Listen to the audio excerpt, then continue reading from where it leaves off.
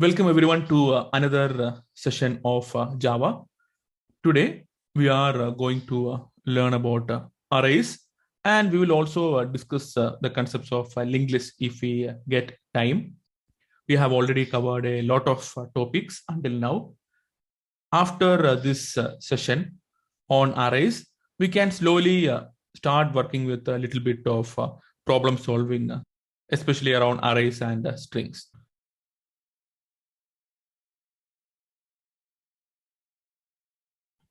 Arrays. What are arrays? As we know, we can have different types of data types in Java, like int, float, and even class types such as any custom class like hello, inbuilt classes like string.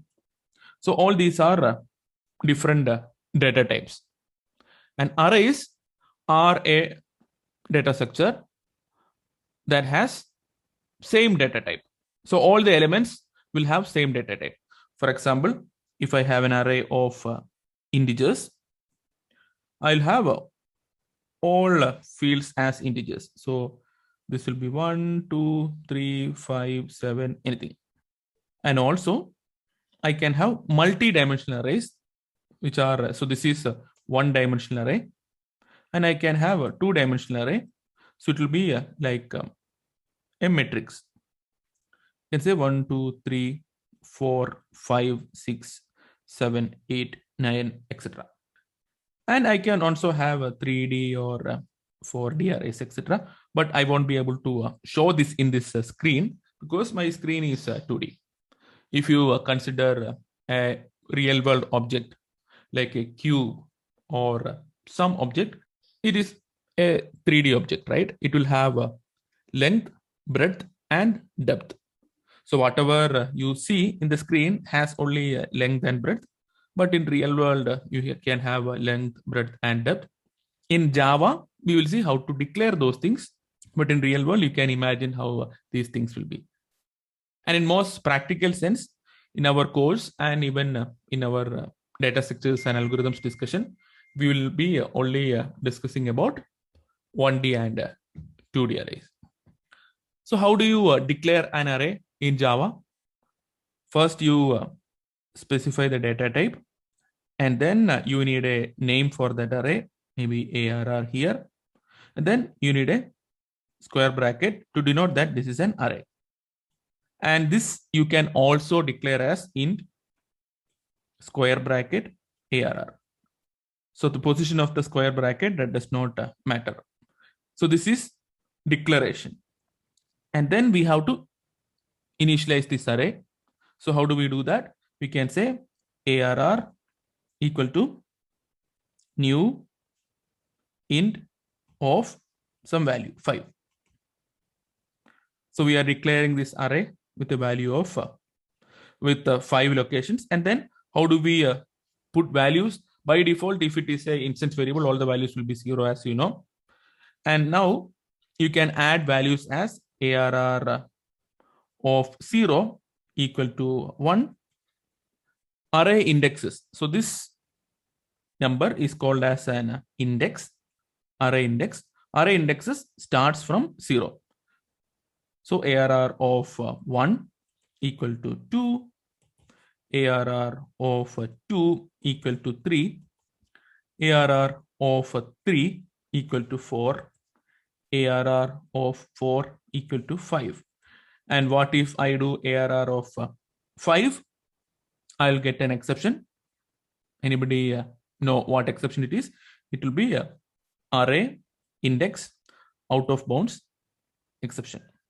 So this is how I can declare and initialize and even add values to a single dimensional array. There are also other ways in which I can do. For example, I can say int ARR 1 equal to 1, 2, 3, 4, 5. So in this format, Java will create an array of 5 elements, and then we'll add all these 5 elements to that array. Even the initialization syntax you can put together as a single line in the ARR2 equal to new int of 5.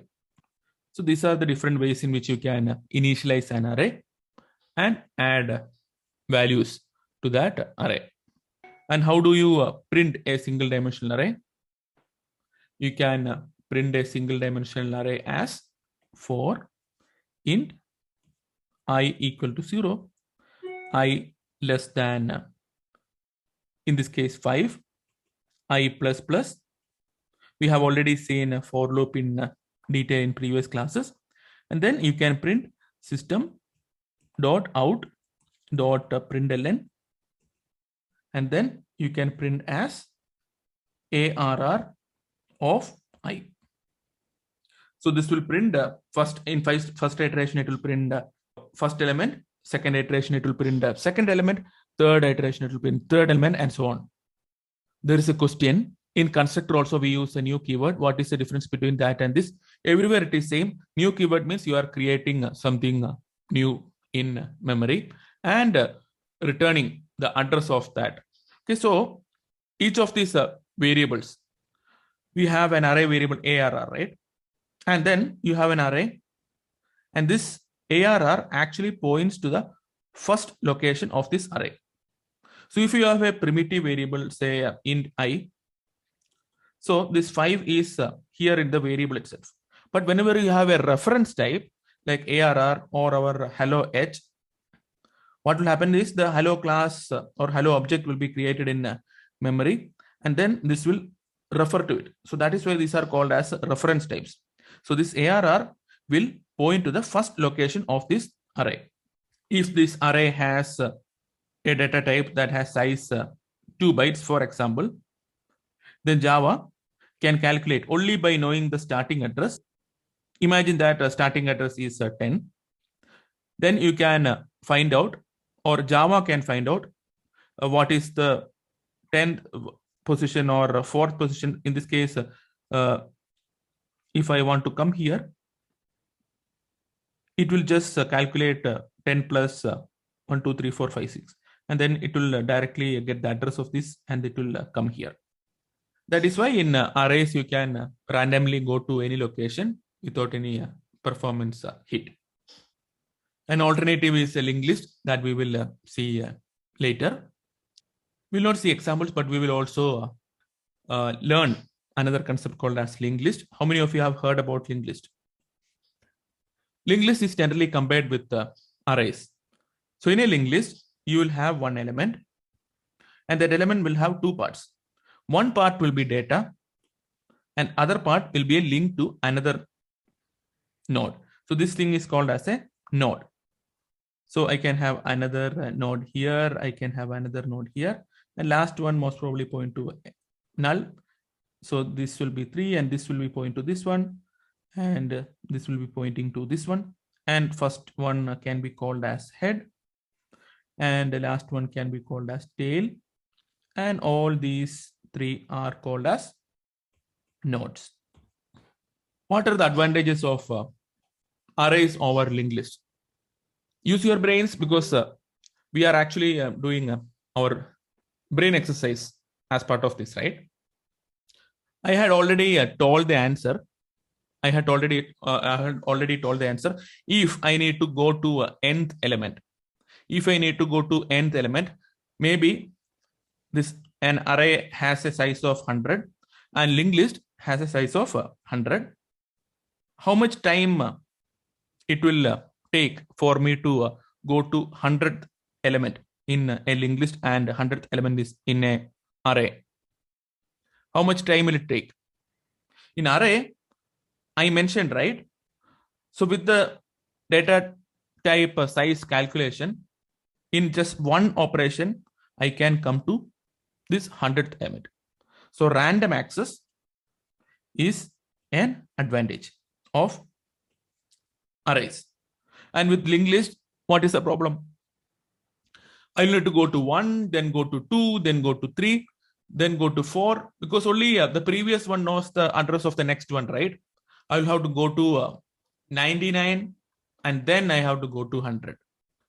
There are also other linked lists that where you can traverse from front and back called a doubly linked list. We are not considering them now. And what are some of the advantages of linked list over arrays? Reading through all the elements, which is faster, arrays or linked list? Iterating through all the elements. Both are almost equal. If I have an array of 100 elements and I need to remove 75th element, what I'll have to do? I'll have to move all the remaining 25 elements to this location. You cannot put anything blank in an array, right? Removing means you have to move everything to this side. What about inserting? If I need to insert something on 75, I have to move all the other elements to right side. So insertion and deletion in between, you will have lot of operations to do. What about linked list? You have a linked list. This is 1, this is 2, this is 3. If I need to, and this is pointing to this one, this is pointing to this one, and this is pointing to null. If I need to add an element between 1 and 2, what I will do? I will add an element in memory and I'll give some value. I just change this link from here to here, and this one will link to here. Just 2 operations and I can insert anything in between. What if I want to delete? I'll have to just change this link and make it point here. Since this does not have any link, it will be garbage collected.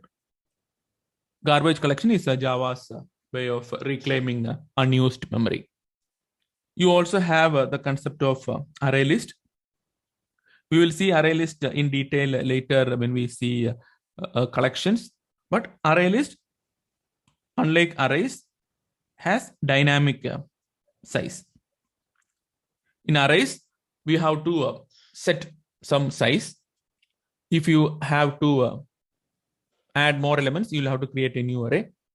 If you do not use all those elements, all the rest of the spaces will be wasted. Array list actually behind the scenes uses arrays. So whenever that array is going to be full, Java will create another array of bigger size and then copy everything from that previous array to the new array. You don't have to do it manually. That is only an advantage. With arrays, when compared to linked list, you need to have a certain idea about the size. Otherwise, you will get filled or you may even waste space. About multi-dimensional arrays or two-dimensional arrays, one-dimensional array we saw how to print. In two-dimensional array, we print using 2 for loops. So you say for int I equal to 0.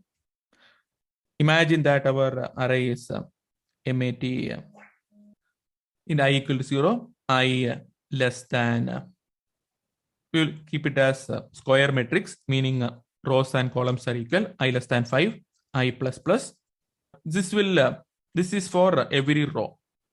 Then we have for each column. So each row will have each columns, right? For that, we'll have another for loop for in j equal to 0, j less than 5, j plus plus. We can also have different, instead of square matrix, we can have maybe two rows and 3 columns. Inside that, we can print, and to make it beautiful, we can have a println here. Basically, after printing every columns in a row, we will have a println so that we will start printing from the next line. So this is called a 2 by 3 matrix. 2 by 3 matrix can be like this: 1, 2, 3, 4, 5, 6. 2 rows and 3 columns. And multi-dimensional arrays are actually arrays of arrays. So if I have a multi-dimensional array as 1, 2, 3, 4, 5, 6, 7, 8, 9. So this is an array. This is an array. This is an array. Tell me this. If I have a multi-dimensional array as 1, 2, 3, 4, 5, 6, 7, 8, 9, What is this location called? It is 0, 0. This is 0, 1. This is 0, 2. Similarly, this is 1, 0, 1, 1, 1, 2. This is 2, 0, 2, 1, 2, 2. So that is how you represent each locations in a multi-dimensional array. So first one is the row number and second one is the column number. So in every row, you'll have 0, 1, 2. And this each row is an array in Java. So first location can give you the size of that array. In this particular case, we have all rows as same size, but we can also have a different size for different rows. Maybe I can have a multi-dimensional array as 1, 2, 3, 4, 5, 6, 7, 8, 9, 10. That is also fine. And then 11, 12. This is also a valid array. If you look into this position, you will get the, so this is the column, right? So this is, this can be considered as one array and this can be considered as different arrays. So this main array will have reference to these column arrays. To find out the number of columns, what we can do, we can use the array name dot length. We can use array name dot length to get the number of rows or number of elements in the main array. And then each of these arrays can be found as mat of 0 dot length will give you the size of this one. Mat of 1 dot length will give me the size of this one. And mat of 2 dot length will give me the size of this one. Mat of 3 dot length will give me the size of this one. You have a main array, and inside that main array, you have different arrays. So this is a main array, and these are different arrays. One array per row. And this will give you the number of rows, and this will give you the length of each of these arrays. So if it is a matrix, we can say mat 0 dot length will represent all the rows. There is a question. So practically, there is no way of finding out the number of rows, but we need to go through all rows. No, I mentioned, right? So this is how you get the number of rows. When you simply say mat dot length, it will give you the size of this array. Size of this array is the number of rows. When you say mat of length, you get this number. In this case, it is 4, right? And then each of those mat of 1, this is mat of 0, this is mat of 1, this is mat of 2, and this is mat of 3. We are in Java JE, and you can go to arrays notebook, and we will go to arrays in Java. Arrays are data structures that hold a group of elements, and each element has a position denoted by an integer called the index of that element. Important properties of arrays are array indexes, element positions have to be integers and start at 0. Arrays are allocated continuous memory locations, and the array name holds a reference to the beginning of this memory block. Since we saw all these with diagrams, I am hoping you are able to relate these things much better. Array name is a reference variable that contains a reference to an array object. An array name contains the address of the first element of the array. Individual elements can be located in constant time, unlike a linked list. I mentioned how we can use constant time, right? Because Java knows the size of each location or each element. So we can directly calculate based on that and then go directly to that element. Java.util.arrays class is a utility class for arrays that support many operations against arrays such as copying, sorting, comparing, etc. The alternative to arrays is ArrayList class. which is part of Java collections framework and is similar to arrays, but it is not fixed in size like arrays. We will see arrays and array lists, especially array lists in detail with Java collections framework. The array list class can be used instead of arrays mainly when the size of the collection cannot be predicted exactly. As I mentioned, behind the scenes, array list also uses arrays. It is just that whenever the size is going to be full, Java will create a new array and copy paste everything there. Arrays can be one-dimensional, linear list, two-dimensional, three-dimensional, and so on. An array of objects is actually an array of object references. Each element of the array is referenced to an actual object. Note that, like any objects, arrays has a toString method. Example, my array.toString, and it will print something like this one, which is kind of the reference. Declaring and initializing a one-dimensional arrays, we saw we can use this syntax in the square bracket my array, or in my array square bracket. Square bracket can come anywhere. You can declare multiple arrays in a single line. You can declare and initialize an array at the same line. You can also use this syntax, curly brace, to directly give values and initialize an array. Some more important points to remember. Number of brackets in declaration left side corresponds to the dimension. We have one set of square brackets that is single dimensional, two sets, it is two-dimensional. We can have brackets anywhere within the declaration, combine declaration and initialization, etc. You can change the position of brackets in declaration part of the array, left side, but not in the space allocation part. The elements of an array are initialized to default values specific to the data type.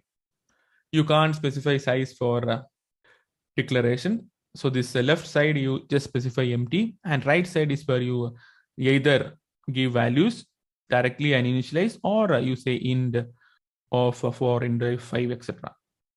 The array will be allocated with enough space required as per your initializer statement. Hence, you don't have to or can't specify a size along with the shorthand initialization statement. So when you say this form, it will automatically allocate 2. So you don't have to mention int2 again. You can also have empty arrays. Null arrays are not same as empty arrays. If you try to access a null array, you will get null pointer exception. And if you try to access an element in an empty array, you will get array index out of bounds exception. The length property of the array returns number of elements in the array, int length equal to myArray.length. Array constants can only be used in initializers with a declaration and initialization in a single line. And you can access elements as myArray of 0, myArray of 1, etc., etc. And you can use a for loop to traverse an array. You can also pass an array to a method. Variables are passed by value to a method in Java. That is, the value of the variable is passed and is copied to a method parameter variable. Any change to the variable within the method will not affect the original variable. Let us quickly see an example in IntelliJ. Please predict the output of this program. 123, 173, 173. What if I do ARR1 equal to new int of 3? Now what will be the output?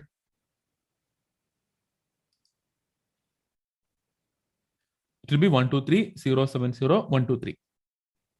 Imagine that this 123 is in memory with an address location of ABC.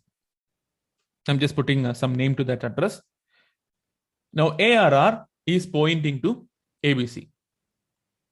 The value of ARR is ABC. ABC is the first location. When you call this method print array, you are passing ARR and it is getting printed. When you are calling this check change method, you are passing ARR, which means you are passing the value of ARR. What is the value of ARR? It is ABC now, right? Which points to 123. So now ARR1 has ABC in it, but we are changing it. We are changing it with a new location that is created in memory. So now ARR1 has, in this line, ARR1 has a new address.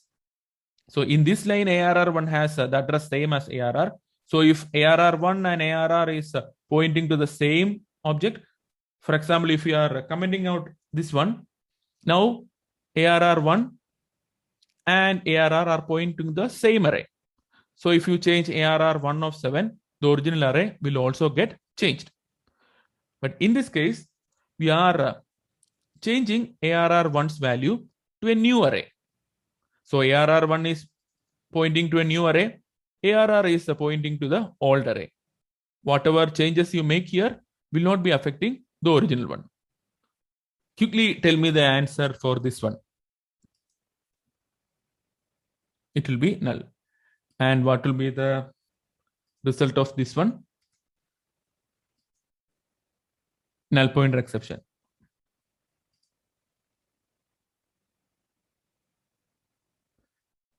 What if I put an empty one here?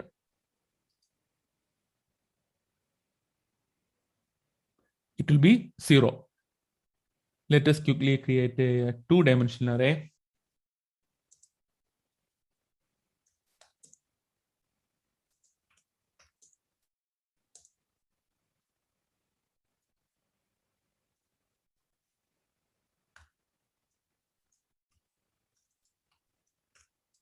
I equals 0, I less than the number of rows. How do we get a number of rows from this? It will be mat.length and then I plus plus.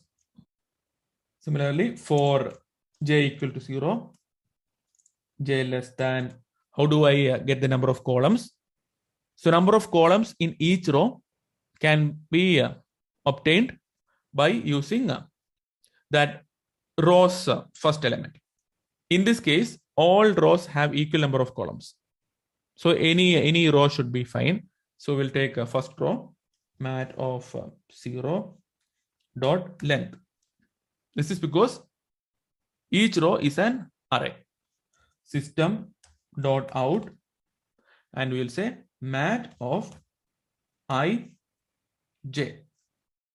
Okay, there is a typo. J plus plus is also needed here. Now after every row, we will put a line break like for no, not for, say system dot out dot println. So now if you run this, okay, 2 rows of 3 elements.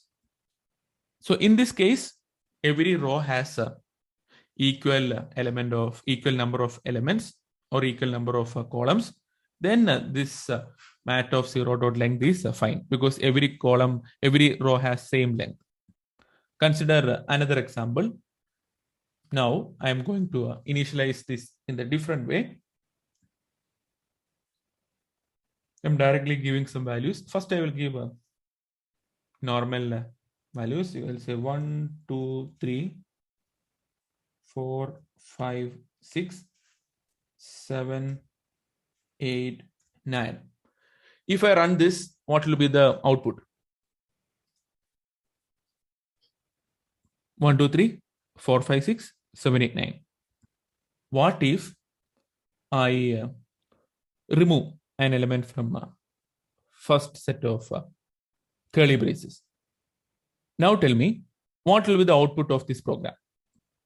First person to answer it correctly will get a prize later, both in live class as well as in YouTube or wherever you are watching.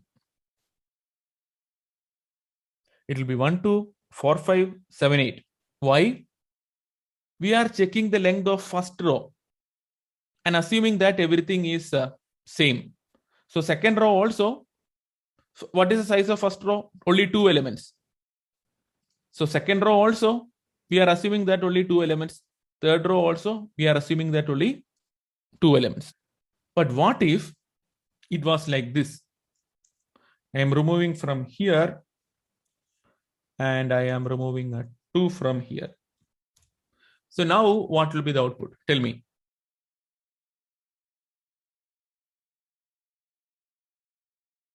So here we are assuming that every row will have 3 elements because mat of 0 means first row, right?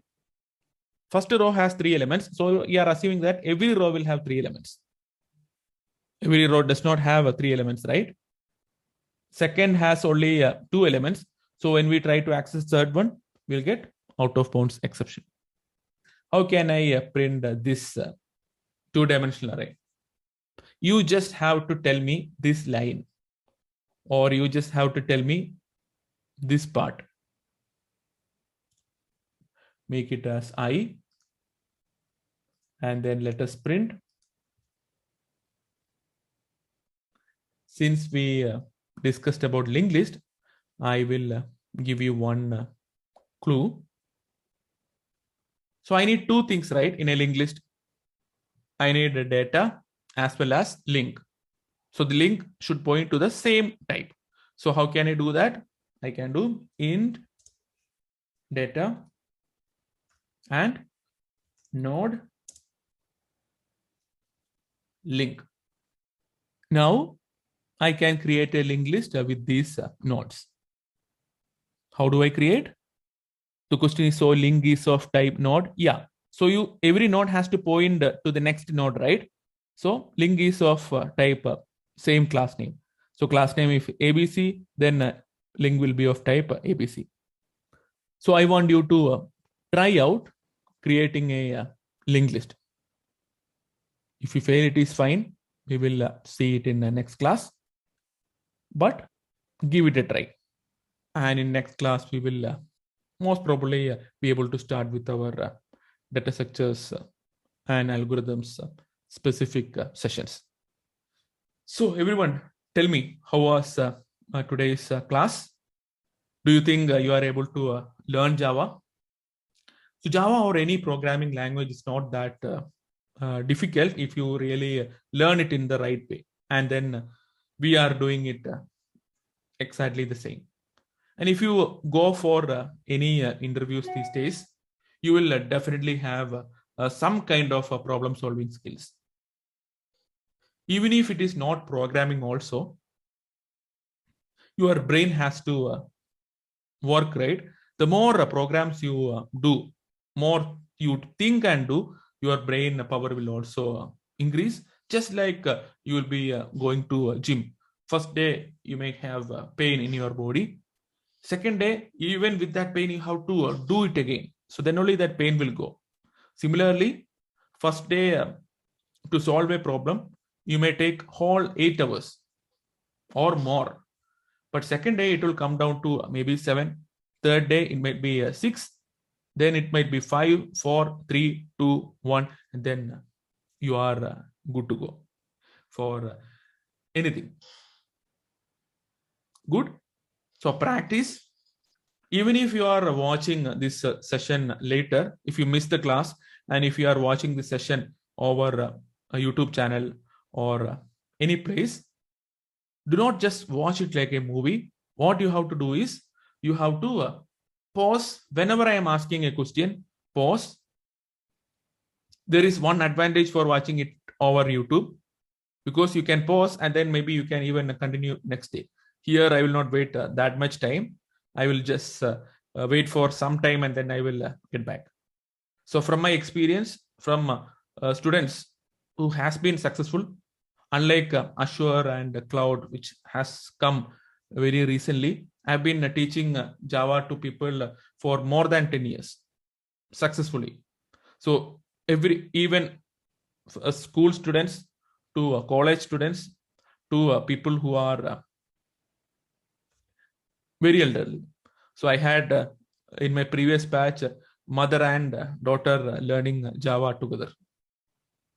If you really put effort, there is nothing stopping you from learning and then implementing things that we are learning here.